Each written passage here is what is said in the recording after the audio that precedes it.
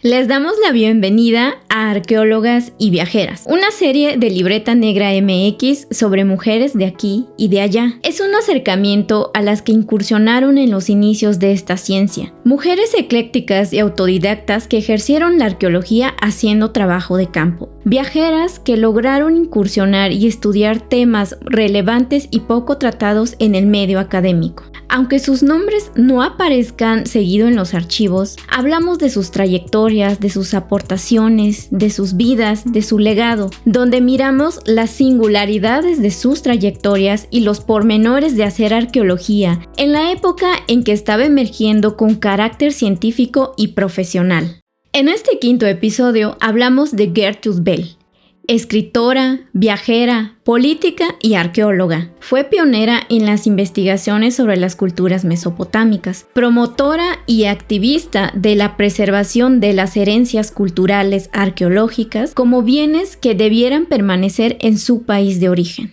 Gertrude Margaret Bell nació el 14 de julio de 1868 en Durham, Inglaterra. Sus años de juventud los vivió en Londres cuando estudiaba en una escuela para mujeres, el Queen's College, y después, como caso excepcional a la época, tuvo la posibilidad de ingresar a la Universidad de Oxford para estudiar historia moderna. Fue la primera en graduarse en historia. Tuvo posibilidades para viajar y vincularse con figuras políticas importantes desde muy joven y pudo eludir los deberes sociales que se esperaba de las mujeres. Pero es en 1892 cuando empacó una cámara Kodak, vestidos victorianos, vajillas y su vocación de aventurera para encaminarse hacia los desiertos de Medio Oriente, aprovechando que Frank Lascelles, pariente suyo, era ministro británico en Teherán, Irak. Ahí se dedicó al aprendizaje del idioma árabe y persa, a la vez que conocía sitios arqueológicos. Durante algunos años viajó por México, Estados Unidos, Japón, Egipto, Italia, Turquía, entre otros países, donde profundizó su interés por los estudios históricos y arqueológicos, a la vez que se adiestraba en fotografía y revelado, registrando imágenes que actualmente constituyen verdaderos documentos históricos.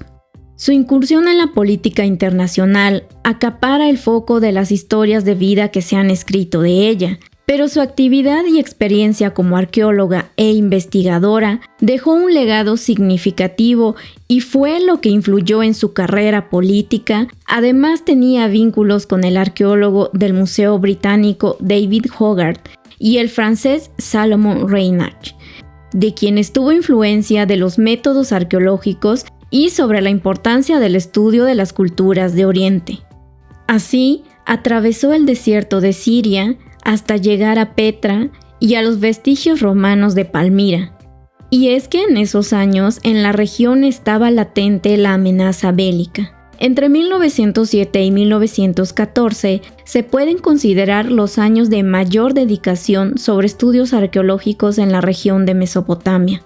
En 1907 dirigió una excavación en el sitio bizantino de Birbir Kilis en Anatolia, junto al arqueólogo escocés William Mitchell Ramsay. Desde esos inicios compartía las ideas del historiador de arte Joseph Stryzigowski sobre la influencia de las culturas de Medio Oriente en la arquitectura europea, por lo que escribiría sobre la arquitectura armenia en los edificios europeos. Uno de sus importantes estudios fue en la fortaleza-palacio de Ujaidir Karbala en Irak. Realizó el primer registro fotográfico y cartográfico del sitio, registró los detalles de los muros de argamasa y las torres redondas de las murallas, datos que le servirían para dar a conocer este hallazgo.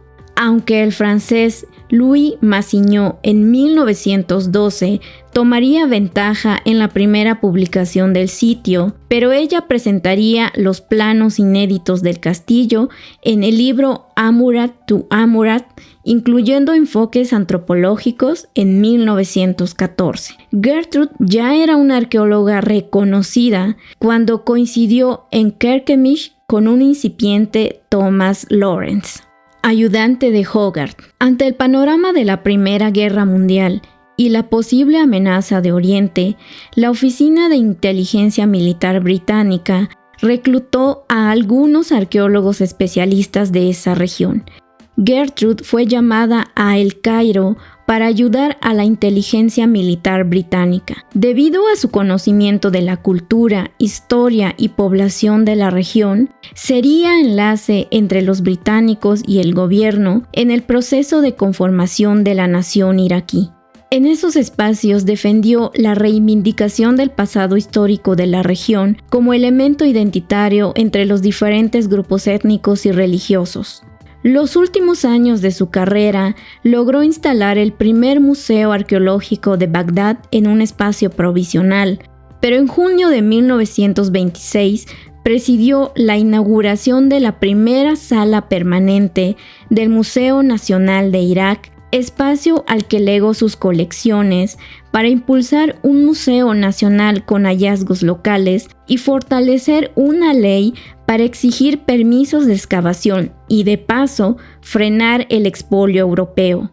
Desde el 11 de julio de 1926 descansa en el Cementerio Británico de Bagdad. El archivo de Gertrude Bell incluye sus libros, documentos, cartas y fotografías que fueron entregados a la Universidad de Newcastle.